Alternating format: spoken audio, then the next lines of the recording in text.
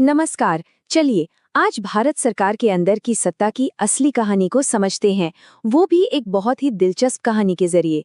हम भारतीय संविधान के अनुच्छेद 72 से लेकर 78 तक को एक राजा और उसके चतुर वजीर की कहानी के रूप में देखेंगे। तो शुरू करते हैं। तो एक समय की बात है, हमारे देश में एक बहुत बड़ा दरबार लगता था। इस दरबार में सत्ता, कर्तव्य और सलाह की एक अनोखी कहानी बुनी जाती थी। और जानते हैं, यही कहानी आज भी हमारे देश के शासन की नींव है। ये कहानी है एक राजा की, उसके वजीर की और उनके दरबार की। तो चलिए सबसे पहले मिलते हैं हमारी कहानी के मुख्य किरदारों से। इन्हें समझना बहुत जरूरी है क्योंकि यही लोग पूरे शासन की धुरी हैं। सबसे पहले है राष्ट्रपति, जो हमारी कहानी के राजा हैं। एक ऐसे राजा जिनका नाम तो बहुत बड़ा है, पर असली ताकत वो नहीं है। और दूसरे हैं प्रधानमंत्री, जो एक बहुत ही चतुर वजीर की तरह हैं। असली सत्ता की चाबी इन्हीं के हाथ में है। मतलब राजा के पास एक तलवार तो है, पर वो तलवार कब और कैसे चलानी है, इसका फैसला हमेशा वजीर और उसकी मंत्रिमंडली ही करती है। तो कहानी के पहले अध्याय में ये देखते हैं कि हमारे इस राजा के पास आखिर कौन कौन सी शक्तियां हैं और कहाँ उनकी सीमाएं शुरू हो जाती हैं।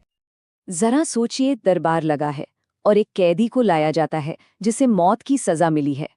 चारों तरफ से आवाजें आती हैं, महाराज दया कीजिए।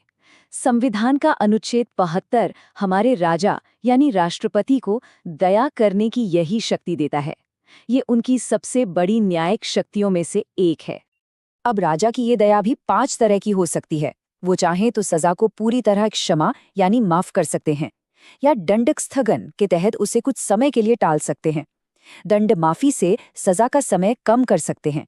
परिवर्तन से किसी बड़ी सजा को छोटी सजा में बदल सकते हैं, या किसी खास हालात में स्थगन के जरिए सजा को हल्का कर सकते हैं। लेकिन कहानी में एक बहुत बड़ा ट्विस्ट है। राजा इतना ताकतवर दिखने के बावजूद ये फैसला अपने मन से नहीं कर सकता था। तो फिर असली फैसला लेता कौन था? और यहीं पर दरबार का एक पुराना और बहुत जरूरी फैसला काम आता है। कहर सिंह बनाम भारत संघ मामले में सुप्रीम कोर्ट ने ये साफ कर दिया था कि राजा दया तो कर सकते हैं, लेकिन ये फैसला हमेशा वजीर और उसके मंत्री परिषद के सलाह पर ही होगा। राजा तो बस उस फैसले पर अपनी आखिरी मोहर लगाता है। अब कहानी में सामने आता है राज्य का नक्शा। अनुच्छेद 73 राजा के शासन की सीमाएं तय करता है। इसका मतलब है कि राजा पूरे देश पर शासन नहीं कर सकता। उनका अधिकार क्षेत्र सिर्फ उन्हीं मामलों तक है जो संविधान की संघ सूची यानी यूनियन लिस्ट में लिखे हुए हैं। अब आते हैं कहानी के सबसे जरूरी हिस्से पर। चलिए देखते हैं कि कैसे ये पूरा का पूरा सिस्टम सिर्फ वजीर की सलाह पर टिका हुआ है।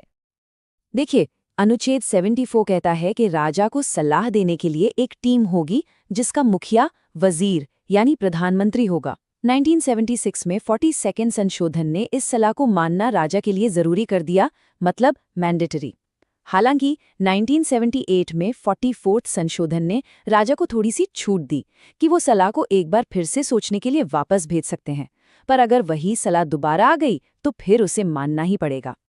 और इस पूरी बात को शमशेर सिंह बनाम पंजाब राज्य के मामले में सुप्रीम कोर्ट ने बहुत ही अच्छे से समझाया था। उन्होंने कहा, राष्ट्रपति और राज्यपाल सिर्फ नाम के प्रमुख हैं, असली शक्ति तो मंत्रिपरिषद में ही है। ये एक लाइन पूरी कहानी का सार है। तो सवाल ये है कि ये वजीर और उनकी टीम बनती कैसे है? अनुच्छेद 75 के हिसाब से राजा लोकसभा में बहुमत वाले नेता को प्रधानमंत्री बनाते हैं। फिर उसी प्रधानमंत्री की सलाह पर बाकी मंत्री चुने जाते हैं। और सबसे जरूरी बात, ये पूरी टीम यानी मंत्रिपरिषद एक साथ मिलकर लोकसभा के प्रति जवाबदेह होती है। मतलब अगर लोकसभा का विश्वास खो दिया तो पूरी सरकार गिर जाती है। ठीक है, तो अब राजा हैं, वजीर हैं और उनकी टीम भी तैयार है। सवाल यह है कि ये राजकाज असल में चलता कैसे है। देखिए, दरबार में एक और बहुत ही जरूरी व्यक्ति होता है, महान न्यायवादी यानी अटॉर्नी जनरल। ये सरकार के सबसे बड़े कानूनी अधिकारी होते हैं जिन्हें राजा नियुक्त करता है। ये संसद की कार्रवाई में बोल तो सकते हैं, लेकिन वोट नहीं डाल सकते। एक तरह से ये राज्य के मुख्य वकील होते हैं। यहाँ एक और मजेदार बात है। दरबार में जितने भी फैसले लिए जाते हैं, जितने भी आदेश जारी होते हैं, वो सब के सब ऑफिशियल तौर पर राजा के नाम पर होते हैं। अनुच्छेद 77 यही कहता है, जबकि हम सब जानते हैं कि ये फैसले असल में वजीर और उनकी मंत्री परिषद ही लेती है। और आखिर में आता है अनुच्छेद 78, जो वजीर का कर्तव्य बताता है। प्रधानमंत्री का ये फर्ज है कि वो सरकार के सभी कामों की जानकारी राजा को दें। मतलब प्रधानमंत्री जो है वो राजा और मंत्रिमंडल के बीच एक पुल की तरह काम करते हैं। तो इस पूरी कहानी के बाद हम आते हैं आखिरी फैसले पर, असली शासक कौन है। आइए इस कहानी से जो जरूरी बातें सीखने को मिली हैं उन्हें फटाफट समझ लेते हैं। जो लोग परीक्षाओं की तैयारी कर रहे हैं उनके लिए ये 5 बिंदु सबसे ज्यादा महत्वपूर्ण हैं। अनुच्छेद 72, राष्ट्रपति की क्षमादान शक्ति। अनुच्छेद 74, मंत्रिपरिषद की सलाह जो माननी ही पड़ेगी।